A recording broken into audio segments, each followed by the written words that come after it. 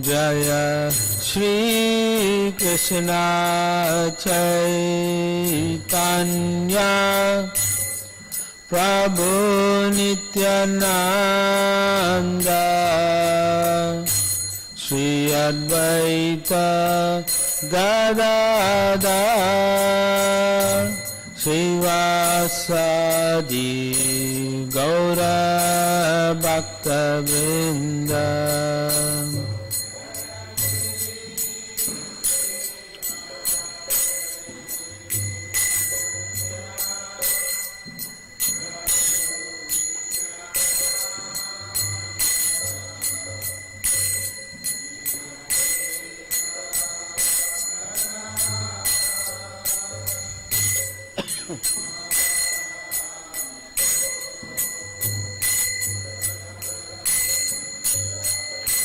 Jaya Shri Krishna Chaitanya Prabhu Nityananda Shri Advaita Gadadhar Srivasadi Gaura Bhakta Vrinda.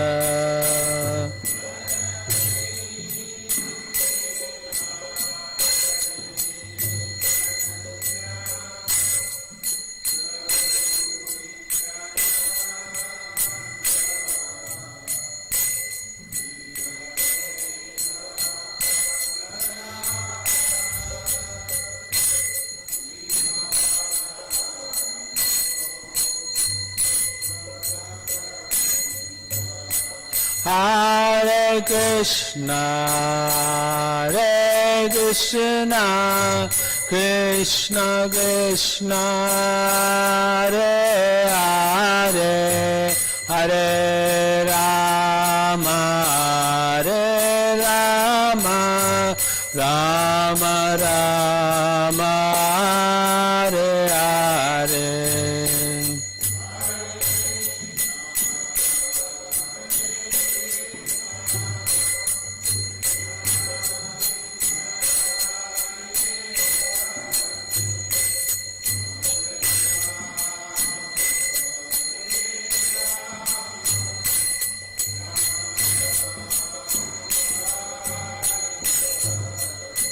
Hare Krishna, Hare Krishna, Krishna Krishna, Hare Hare, Hare Rama, Hare Rama, Rama Rama, Hare Hare.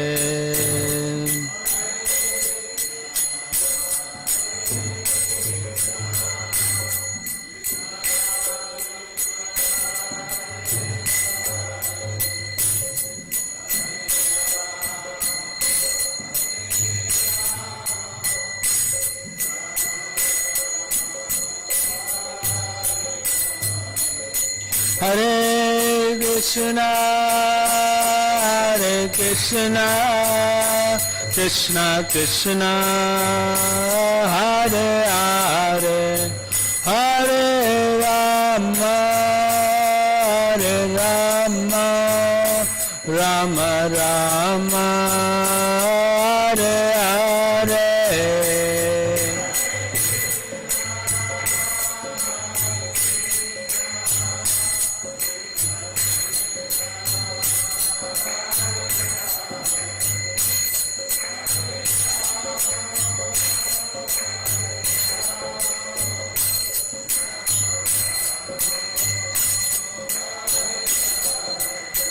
Hare Krishna, Hare Krishna, Krishna Krishna, Hare Hare, Hare Rama, Hare Rama, Rama Rama, Hare Hare.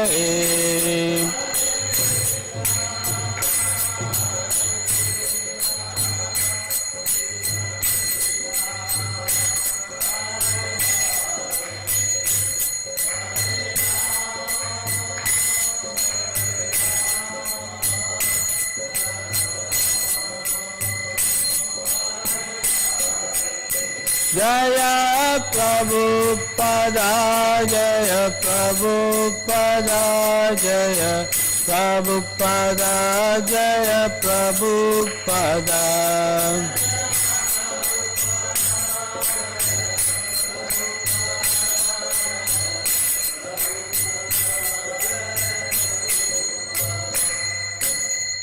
Om Vishnupada Paramahansa Parivadacharya Astottara Shri Srimad Divine Grace A.C. Bhaktivedanta Swami Srila Prabhupada Ki Jai Grantara Srimad Bhagavatam Ki Jai Tai Gaura Premanandi Hari. All glories to the assembled devotees. All glories to the assembled devotees. All glories to the assembled devotees. All glories to Shri Shri Guru and Gauranga. All glories to Srila Prabhupada. Namo Vishnupadaya Krishna Prasthaputale Srimadi Tamal Krishna Goswami Namne. Namo Vishnupadaya Krishna Prasthaputale Srimadi Bhaktivedanta Swami Namne. Namaste Saraswate Deve Gauravani Prajarine Nirvisesha Shunyavadi Paschatya Desatarine. Om Namo Bhagavate Vasudevaya. Om Namo Bhagavate Vasudevaya.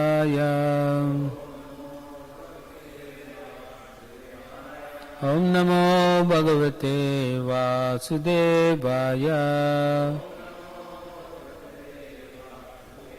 Narayanam Namaskritya Naram Chaiva Narottamam Devim Saraswatim Vyasam Tato Jayamudiraya Nasta Prayashu Abhadreshu Nityam Bhagavata Sevaya Bhagavate Uttama Shloke Bhaktir Bhavati Naistiki. We are continuing our reading from Canto 11, Chapter 2, Maharaj Nimi meets the 9 Yogendras. We are halfway thereabouts in text 46. Okay. We'll just chant the verse and then we'll continue with the purport. Ishvara tad adineshu Balisheshu dvishatsu cha Prema maitri kripopeksha Ya karoti sa madhyamaha Ishvare tad adineshu Balisheshu dvishatsu cha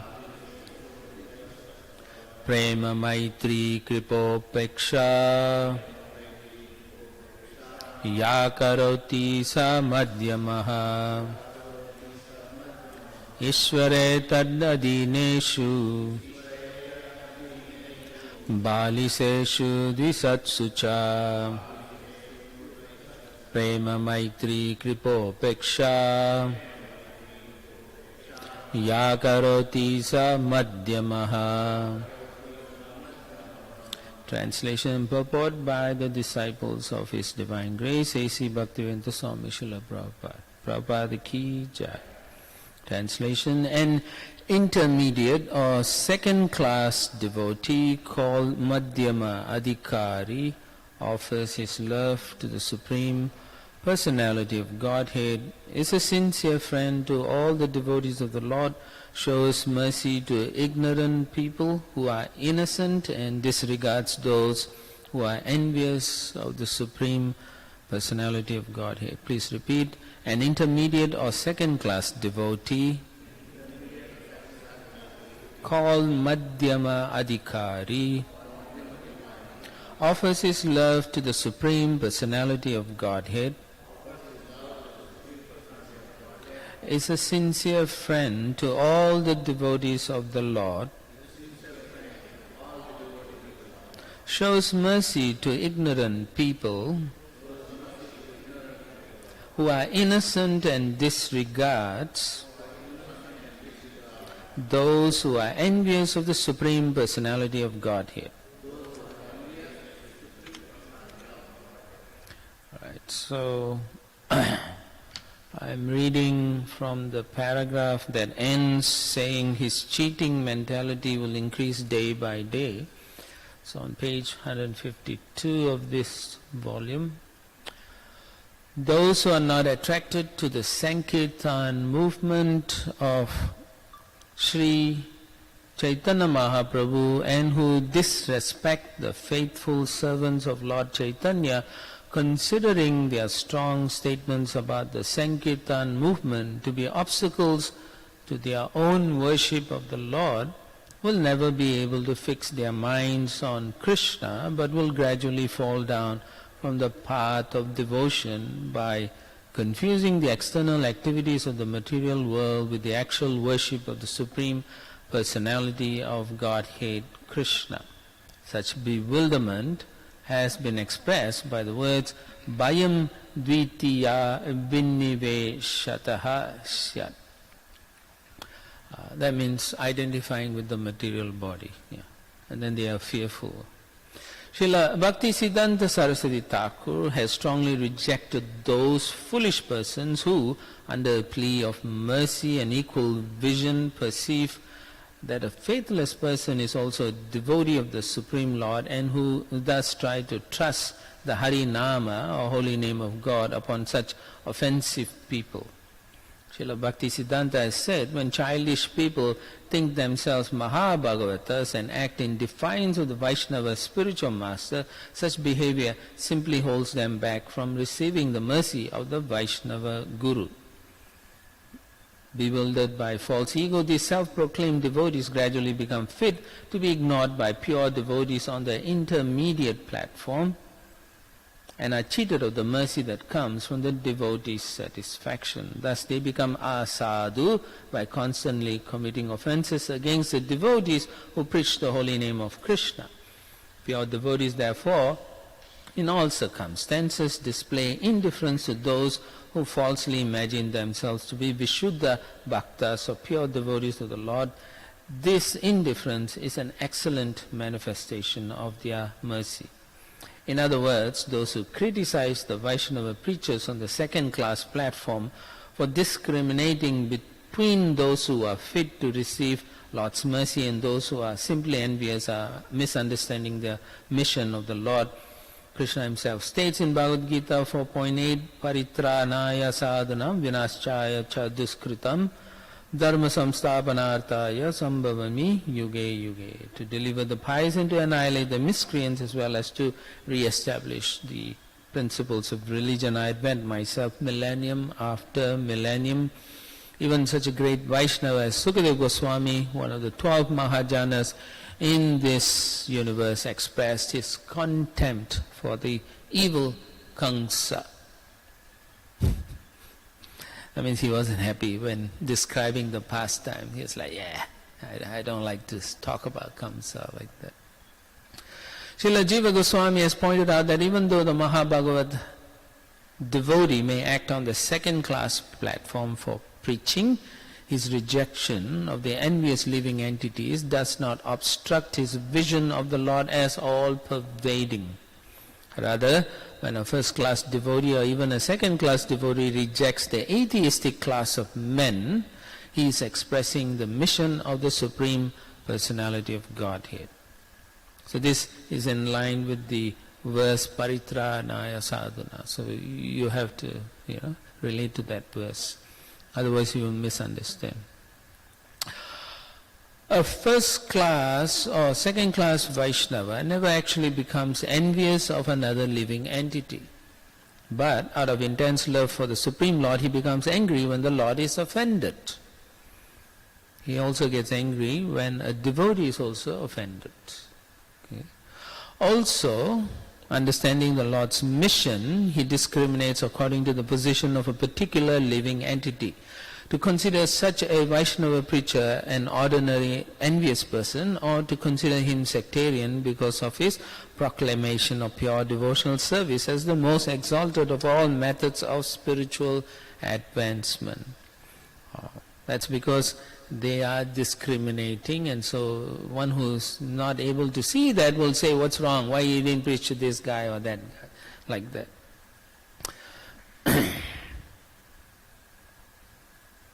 So, to consider such a Vaishnava preacher an ordinary envious person, or to consider him sectarian because of his proclamation of pure devotional service as the most exalted of all methods of spiritual advancement, reflects a materialistic vision called Vaishnava Jati Buddhi or Gurushu Naramatihi. Such an offense drags the offender down to a hellish condition of life by the laws of nature. This is sadhu ninda. So one means offending a sadhu. One have to be careful. To blaspheme a devotee who has dedicated their lives to propagation of the holy names of the Lord, or anything in connection with the Lord. So sadhu ninda. According to Srila Jiva Goswami, although Mahabhagavat sees every living entity as a pure spirit soul, such a Mahabhagavata still experiences special ecstasies and other symptoms upon meeting another Vaishnava. So sometimes they are very happy, they may be smiling at you, or they may sing with you, or they want to hug you, or they may even cry. Yeah? And so you have to understand, this is something they are going through, we shouldn't take it for granted sometimes. Prabhupada exhibited a lot of them, and I think Chaitanya Prabhu explained a lot of that the other day, how in many temples when singing even Jai Radha Madhava, Prabhupada just stops. Or when he was in Venezuela, or I think in Venezuela and as well as in Atlanta, when he was singing the song to the Gaur Nitai deities, he was just stunned. He just stopped. And his tears were just coming. So we have to know about those things, at the same time not to think less of a person exhibiting such things. Just be cautious and be careful. If you still have doubts, don't say anything. If you have no doubts, don't say anything if you are not sure. Right. But if you are very sure, then go ahead and praise them. Yeah. But never put a person down because you don't feel comfortable. This is not contradictory to his vision as a topmost devotee. Rather, it is a symptom of his love for Krishna. Now, even though the verse here is about Madhyamadikari, there is comparisons, and so we need to also understand where they are at. And therefore, the acharyas as well as the devotees who wrote, Maharaj wrote this, Hiradayananda Maharaj, when he wrote, he made sure, because the acharyas talk about Mahabhagavatas also. They just don't talk about, when Havi is talking about all the devotional practice and how to recognize, ultimately we want to know who's the Bhagavat. So that's the reason why all these are described here.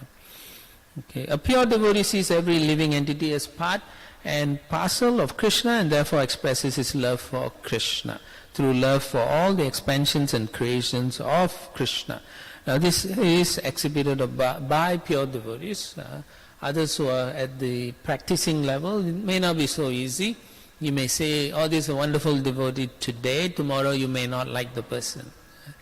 But a pure devotee don't see like that. They see them always as servants of Krishna, and so they have a lot of affection for them. They see them as part and parcel of Krishna, servants of Krishna, so there's a lot of affection. They may make mistakes, but they don't see that. They say, no, he's still a devotee.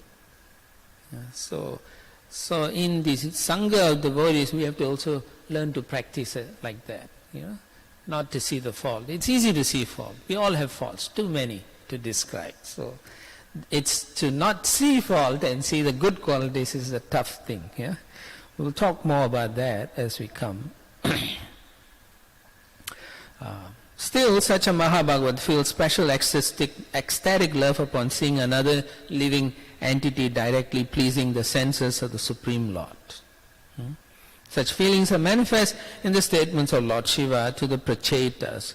Shanardena apitulaye na swargam na punarbhavam bhagavat sangi sangasya matyanam kim uthashishaha. If one by chance associates with a devotee, even for a fraction of a moment, he no longer is subject to attraction by the results of karma or jnana. What interest then can he have in the benedictions of the demigods who are subject to the laws of birth and death? Bhagavatam 4:24.15 57. Similarly, Lord Shiva also stated, Atha Bhagavata Yuyam Priyasta Bhagavan Yatha Namad Bhagavatanam Cha Prayan Anyasti Karhichit. You are all devotees of the Lord, and as such I appreciate that you are as respectable as the Supreme Personality of Godhead Himself. I know that in this way the devotees also respect me and that I am dear to them. Thus no one can be as dear to the devotees as I am. So, quite important point here. Lord Shiva sees the Prachetas. Now, when you read about the Prachetas, they may not appear to be like pure devotees. They don't. They are kings, right? They want to land, they come out, the first thing they do is they get angry and they burn all the forests and so on. So you may think, what kind of, devotees are these? But you can see, Lord Shiva respects them, which means they must be pretty advanced, So therefore, there is a tendency to be judgmental based on our own conceptions and our own views and perceptions of what things goes around us. But that's not how we should see things. Rather, a devotee is supposed to have shastra chakshus. See through the scriptures or see through the devotional experiences we have. And learn from that. Don't be quick to judge. Again, the whole point here is not don't be quick to judge another devotee. We do, all of us do, but sometimes out of affection we may do, or out of caution, or out of fear that aparat may be predicted, or it may happen, we may jump the gun and voice our opinions, but at the same time it should be very carefully thought about what we are saying and how we are applying such principles ourselves as well. Continuing, similarly in the first canto of Srimad Bhagavatam, Srila Sukadeva Goswami is mentioned as Nityam Vishnu Janapriya. Vishnu Janapriya, that means he's very dear to Krishna, especially dear to the pure devotees of the Lord. The wonderful loving dealings between Vaishnavas on the topmost platform are demonstrated in the pastimes of Chaitanya Charitamrita. In other words, although Vaishnava sees every living entity as part and parcel of Krishna, he must discriminate in his external behavior so as not to interfere with the original purpose of the Lord's creation, which is to reform the living entities so that they gradually come back home, back to God here. Sometimes what it means is sometimes people are nasty and they suffer some consequences. We shouldn't think we should interfere and fix the problem. Maybe they should go through those problems because it's good for them. Krishna has a plan for them. So what it also means is we have to understand the mind of an advanced devotee like Srila Prabhupada and Acharyas and Sri Krishna's purpose in that. If you read the Mahabharata, you'll understand how Yudhishthira Maharaj also understood the plan of the Lord, even though they were harassed unfairly by the Kauravas, their own cousin brothers and family members, their own uncles, everyone wanted to kill them. Instead of retaliating, they tolerated for a long time because they understood there is a plan of the Lord. Okay? But again, you can only perceive that and understand that if you are at a very high level of advancement of Krishna consciousness. Not everyone can say, I understand why they are doing this. First thing we do is we take out our swords. Who are we going to chop and cut, And then we'll say, okay, Then we are like Kshatriyas, but we don't have those Kshatriya qualities, in our anger, in our judgment, in our perception and in our government and so on. But then we are Kali Yuga full of faults, we don't see the faults in ourselves. So if we are so angry with others, we take the sword and cut our own heads because we don't qualify to judge others in that way. A pure devotee does not foolishly pretend equal vision and approach envious persons. Okay, equal vision. So a lot of time people will quote, right? The sadhu samadarshana sees everything equally. But here you can see, no, pure devotee does not have to. see that. He has his own understanding based on the Lord. One time Srila Prabhupada was giving a class, rather he was called to a seminar on Bhagavad Gita. So everyone was talking about Krishna in a impersonal way, and saying this is what it should be, this is how we perceive, this is how we understand. Nobody said this is what Krishna said. So Prabhupada got angry and he started to chastise the people there, and then he walked back. So while he was walking back, all the organizers came running to Prabhupada and say, Swamiji, why are you so angry? You shouldn't be angry. So Prabhupada said, they are not praising Krishna. They are saying he is nothing. He is impersonal energy or something. What is this? They say, no, Prabhupada, Swamiji, you shouldn't talk like that. You are a sadhu. Sadhu, you should have samadarshan. Everyone is equal. Then Prabhupada said, my samadarshan is I have to tell these rascals that they are not speaking the words of Krishna. My samadarshan is to speak exactly what Krishna said. Why are you changing the words of Krishna? So we understand. Sometimes in anger we are in samadarshan because we are helping the person understand how to see Krishna. So we shouldn't pretend. Unfortunately, many neophyte devotees will think differently, and therefore there's problems like that. Yeah.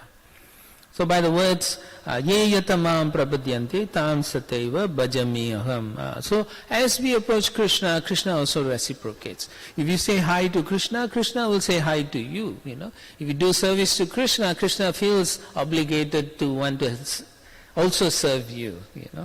Like the pastime of Arjuna Acharya, right? He was thinking Krishna can never serve me. He doesn't serve, he's a Supreme Lord. How can he serve? So then the Lord just exhibits the pastime to show his pure devotee, I do it. So Arjuna Acharya is astonished. The Lord does it. So then he's in ecstasy. He cries and says, oh Lord, I never understood that. But now I understand you can do that. On the other hand, if it is the Lord's desire, pure devotee can offer his respects to all living beings.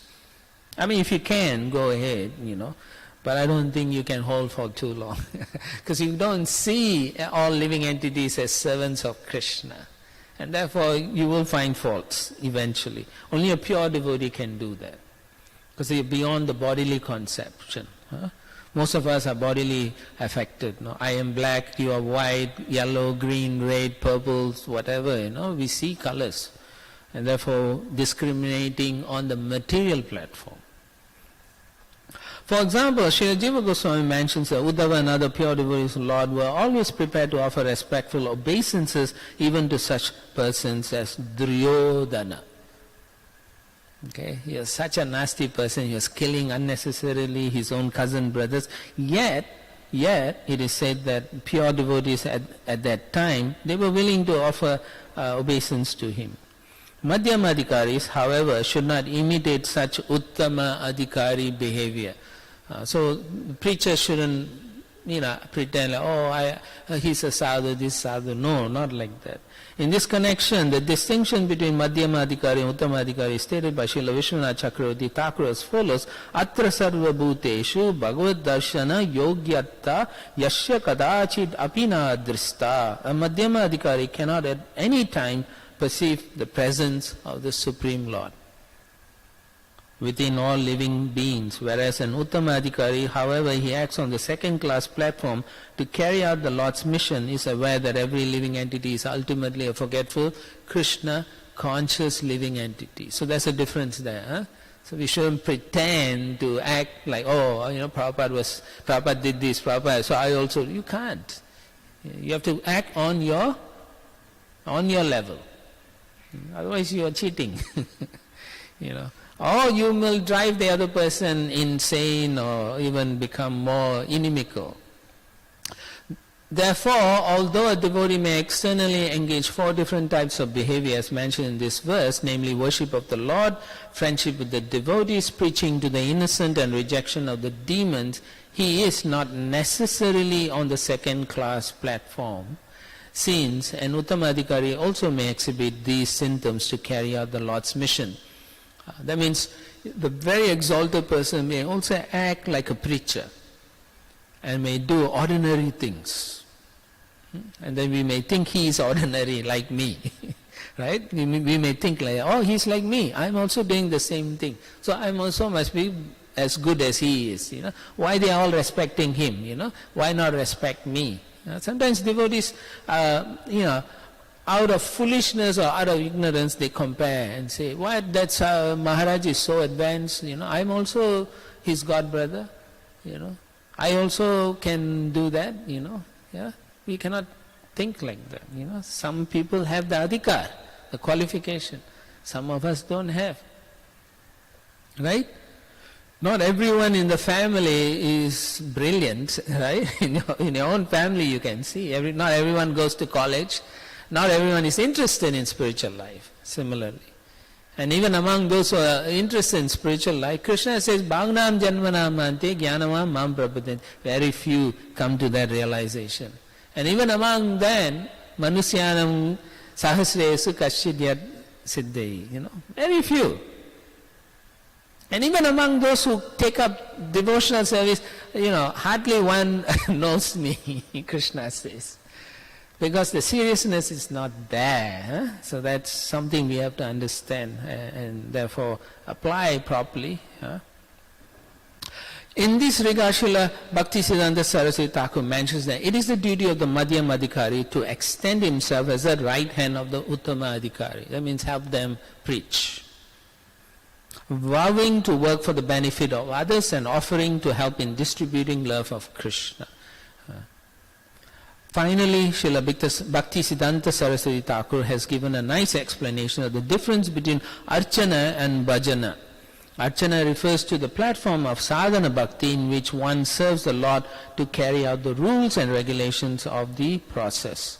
One who has achieved the shelter of the Lord's holy name and is totally engaged in the attempt to serve the Lord should be considered to be on the platform of bhajana, even though his external activities may sometimes be less strict than those of the neophyte engaged in archana.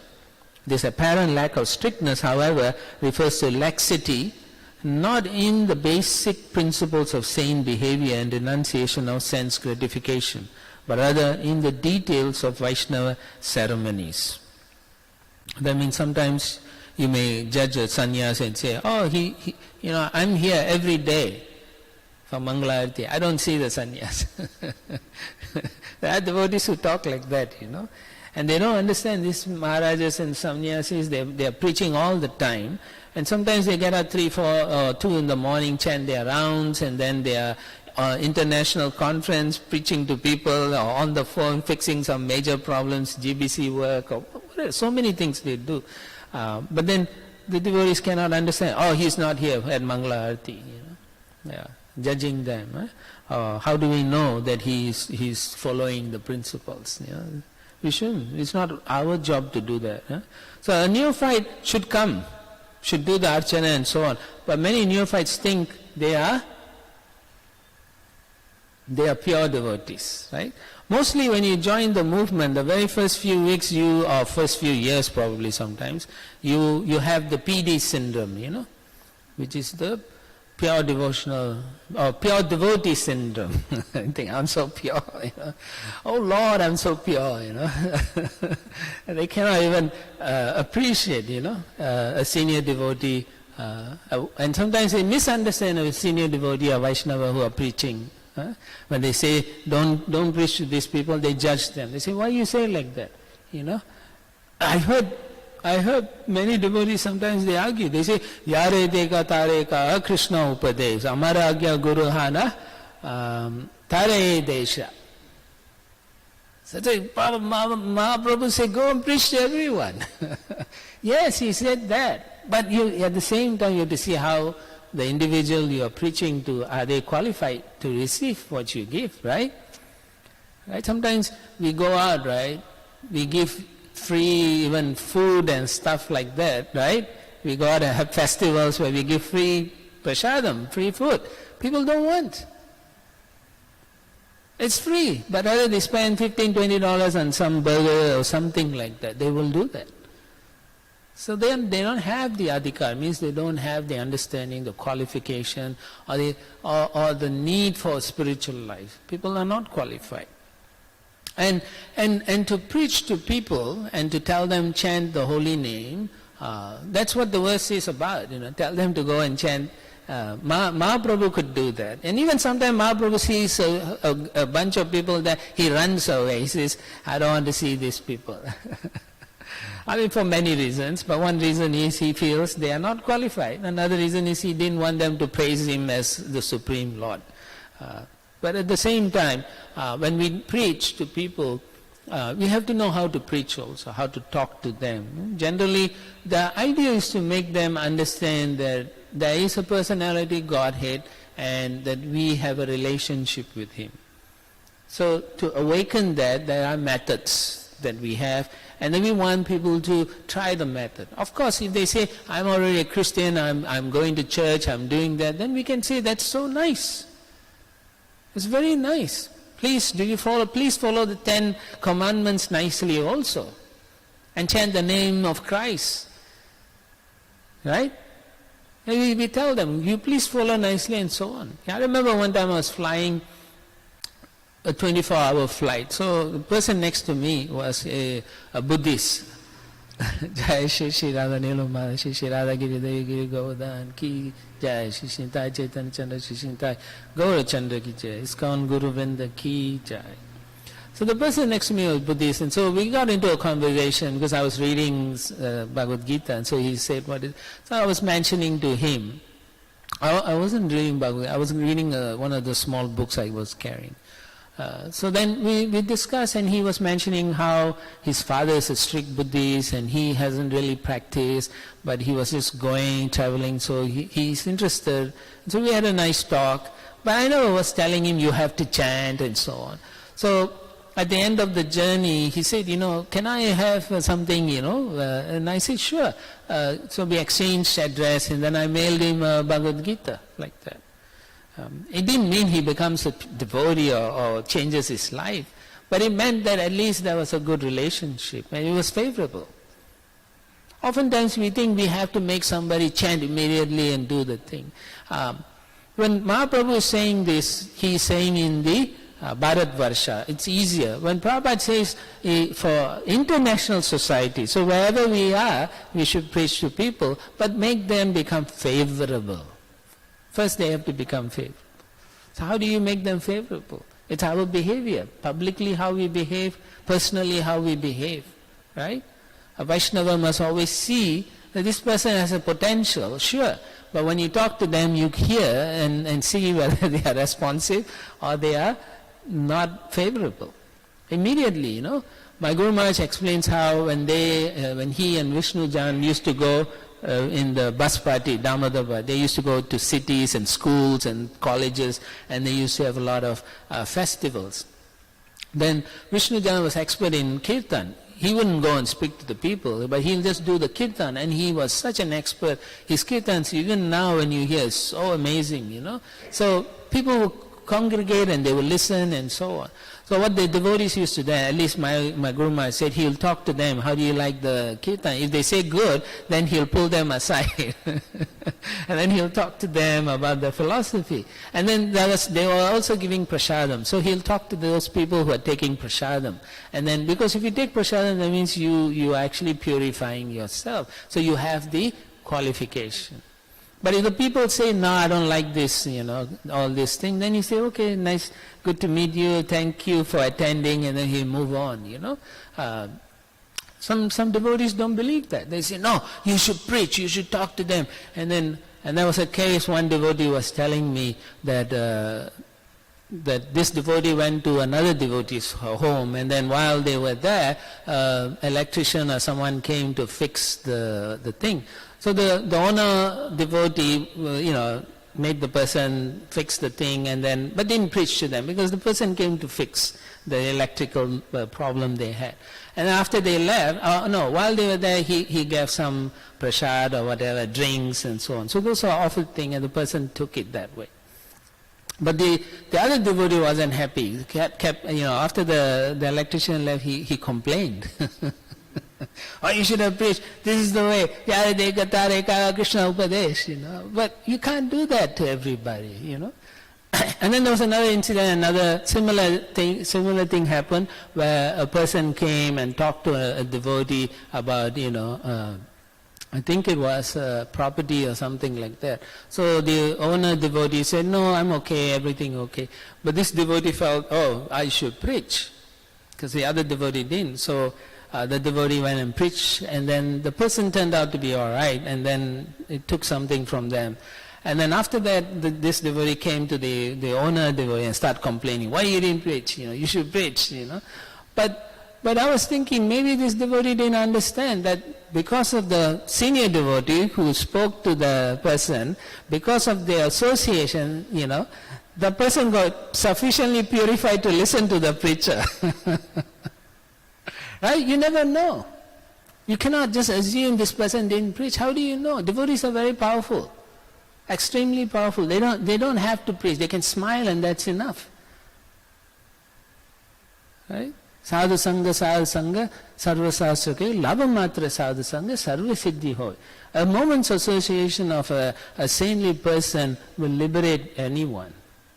Easily.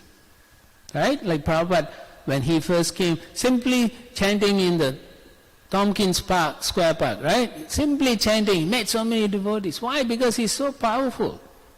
But he's at a Uttamadhikari platform. But we are not at that, so we shouldn't imitate, And also when you preach, how much can you preach? Right? How much can you convince the person? For everything you say, they can say something different. So therefore we have to be very careful. They will say, I don't like your things, Many times in this material world, what is the most difficult thing to do? Control the senses. Right?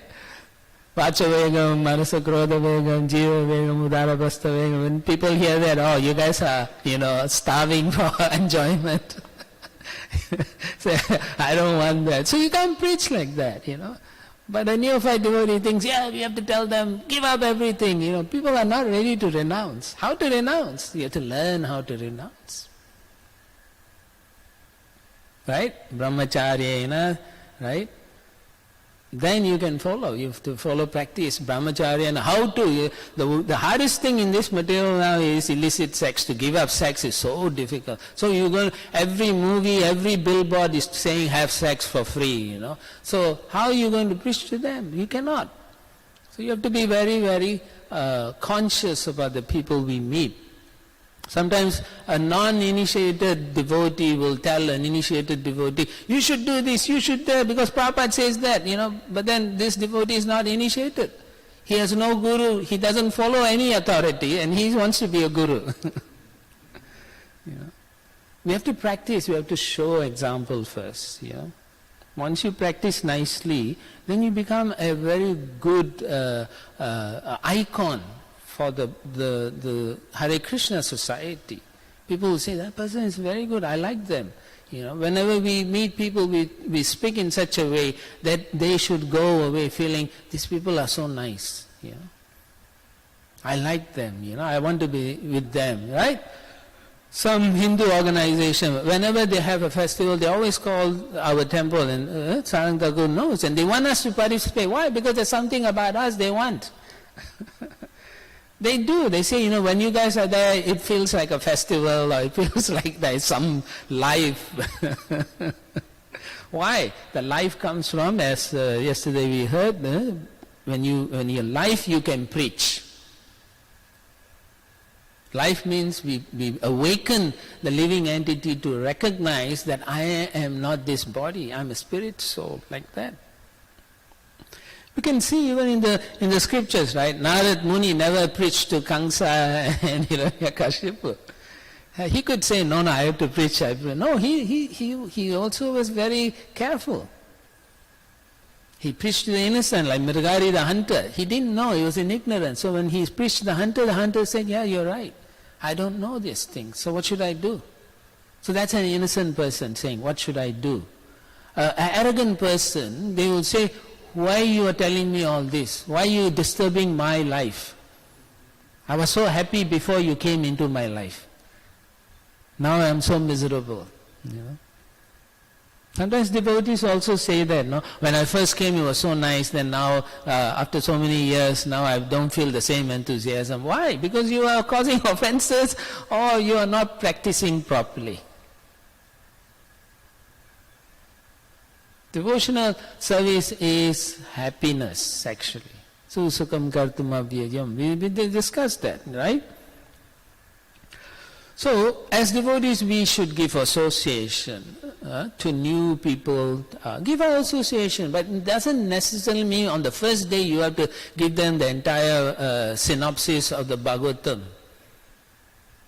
Right? Sometimes I feel that devotees say, oh, you're going to die, then what are you going to do? But it's like, I just came to the temple and they're saying I'm going to die.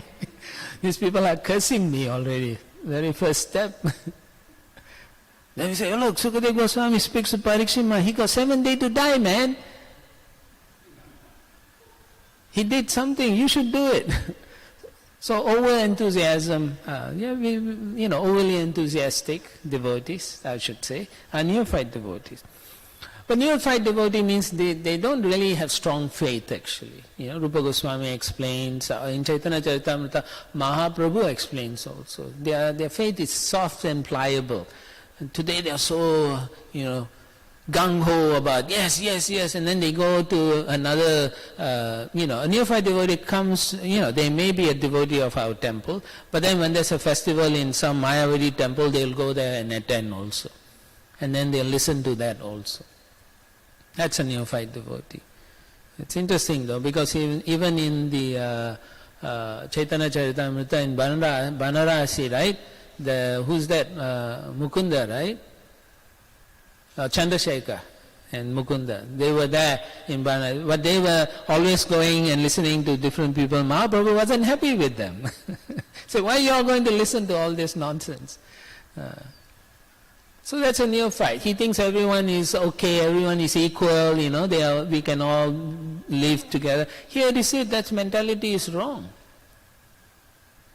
It's all nonsense, we come up with our own understanding. That's why one should associate with senior devotee and ask, I'm going to go to this program, is it okay? Do I have your blessings and so on? That's what we ask, I'm going to this preaching program, is it good or not? If the devotee says, look, they're all bunch of Mayavadis, don't waste your time, then you should say thank you and then find some other way. Not argue with the devotee and say, look, I'm preaching, I'm going there, you are not. You're not giving the mercy of Mahaprabhu.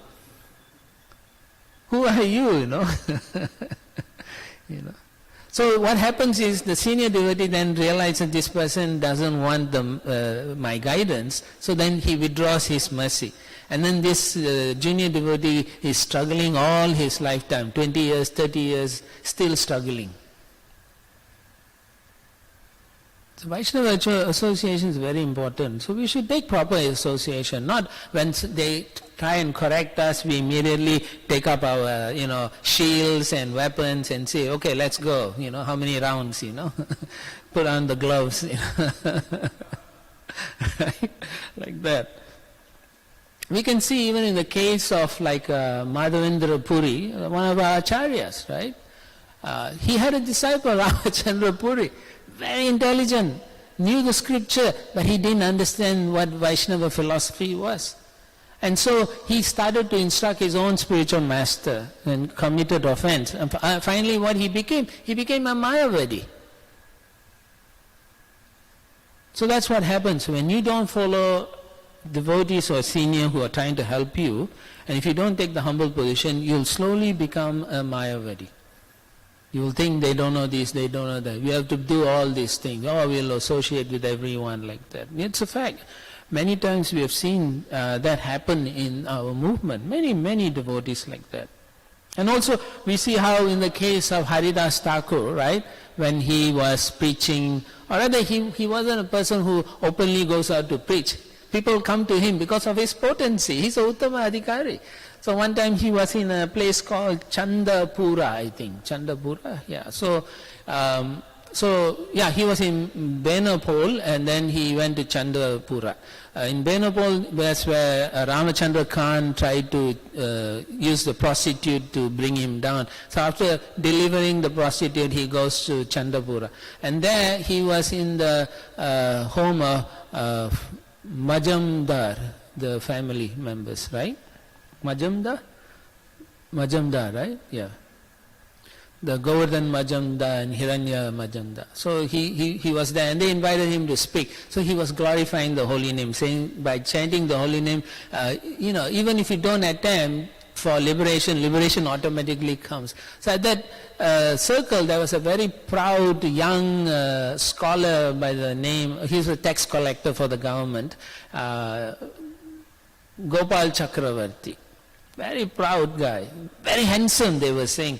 So beautifully featured form, so handsome, and he was so knowledgeable, everybody looks up to him, But he was a smarta brahmana, He thought he knew everything and, didn't follow any Vaishnava Siddhanta, didn't understand about the glories of the holy name. So when Haridas Thakur spoke about the potency of the holy name, he could not handle it. He stood up and said, how can you speak like that? One has to spend lifetimes to become expert in the Shastra knowledge and then they get liberation. How can you say simply by chanting the holy name you are liberated? So he had no faith. So then Haridas Thakur then explained further from the scripture. He explained, yes, Namabhas, you don't even have to chant Suddha Nam. Namabhas will give you liberation. This man got so angry that he said, if Namabhas can give liberation, if it doesn't give liberation, I will cut your nose, Haridas Thakur. He said, and he left. And then as he was leaving, the owners, the Majamdar, the family members, they shouted at him. He said, you rascal, you offender of Vaishnava, get away, don't ever come to our house again. So, because he was very offensive, he shouted at Vaishnava like that. So he left. And then what happens? After a few days, he gets leprosy. And then he had a beautiful nose, very upright nose. It says very nicely in Chaitanya Charitamrita, the whole nose became infected and it fell off. Remember he said he'll cut Haridas Thakur's nose? So his own nose fell off. And then he lost all his fingers because, they were all beautiful. It says it looked like jasmine buds, his fingers. All his fingers became diseased and all fell off his body. This was before, I think it was before Mahaprabhu. Yeah, before Chaitanya Mahaprabhu had entered. So many years later he meets Mahaprabhu. Mahaprabhu tells him, get out from here, I don't want to see your face, When this Gopal Chakravarti has a leprosy, he says, you are the Supreme Lord, you please save me. He said, no, you are offender, you have to ask for forgiveness. Ultimately he asks for forgiveness and later he gets delivered. But the point is we should be very careful.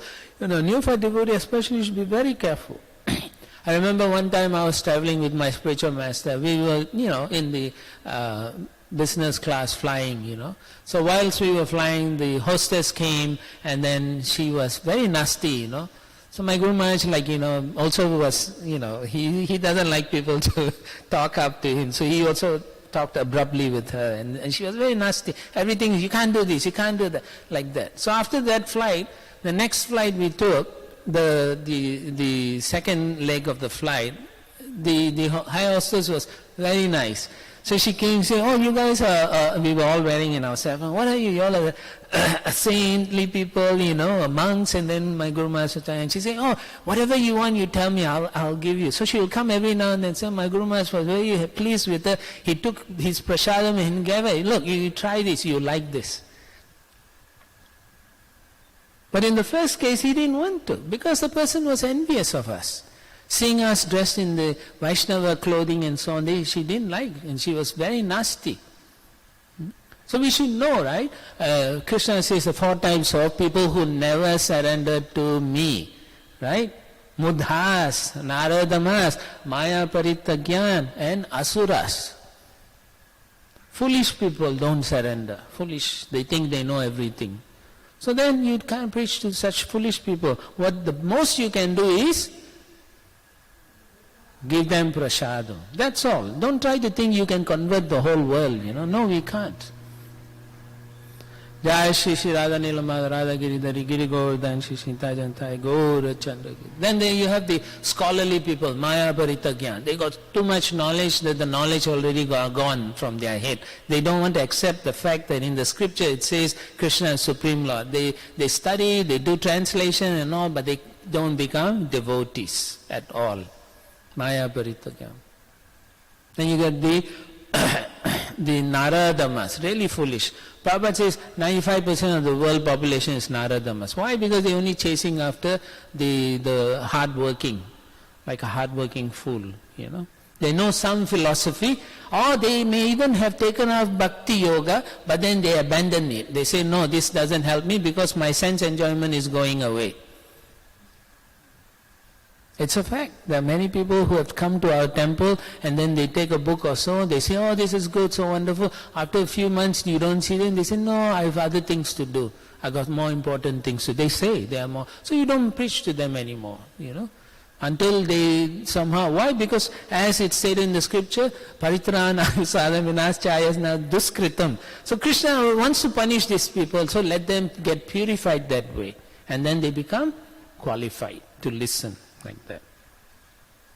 Of course, the asuras, definitely you don't waste your time. You talk to them and they scream at you, say Haribol, and then you smile and walk away like that.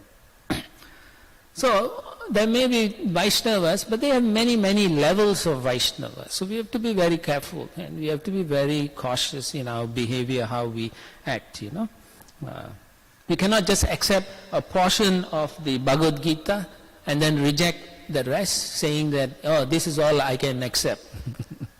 Or the Bhagavatam, or the Chaitanya Charitamrita. Some verses we know and that's it. No, you have to know the whole context. You have to know exactly why sometimes Prabhupada used this word, why Prabhupada sometimes said another thing.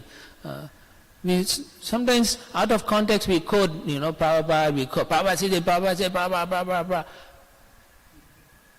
The person listening to you will think, what is wrong with this person? Don't they know I'm suffering? Why are they not compassionate to me? So sometimes your preaching is your behavior. A Vaishnava's behavior is himself preaching. That the person, whenever they look at a Vaishnava, immediately they know this person is a Krishna devotee. So that's what it is. Sanatana Goswami mentions that in the Hari Bhakti Vilas.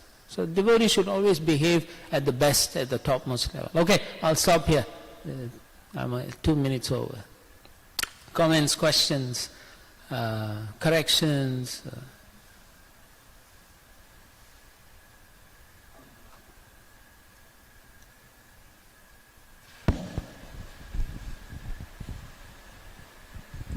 Hare Krishna Prabhuji, thank you for nice class.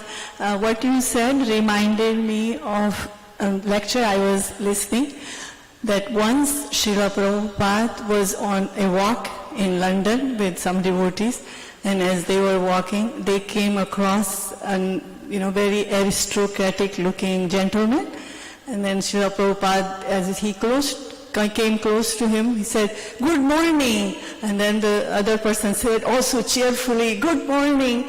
And then as they walked past, the other devotee said, "Srila Prabhupada, how come you didn't say Hare Krishna?" He said, "Well, if I had said Hare Krishna, he would be confused and looked weird at us. So now next time when he sees devotee, he will be very favorable and smile, and then slowly then devotees, if he is favorable, then devotees can preach to him." Yeah, thank you for that. Because that reminded me, whenever I cross the street here, right, when the cars goes by, if I can see the person, I'll wave them. If I can't see, sometimes you don't know whether they're looking at you or not. So over the years, some of these people who drive, they stop the car. Even though there's no other cars, they stop and they say, "You please walk first." They're doing service to the devotees. So yeah, thank you. Yes. Hare Krishna Prabhu.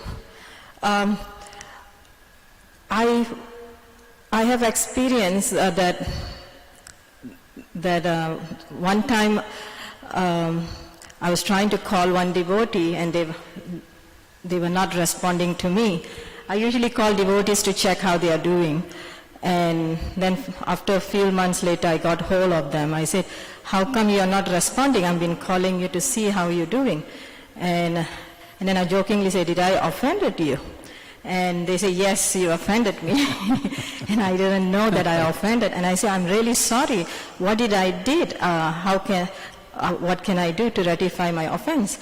And they did not give me the opportunity. I'm still trying to ask, what did I offend? Please ask.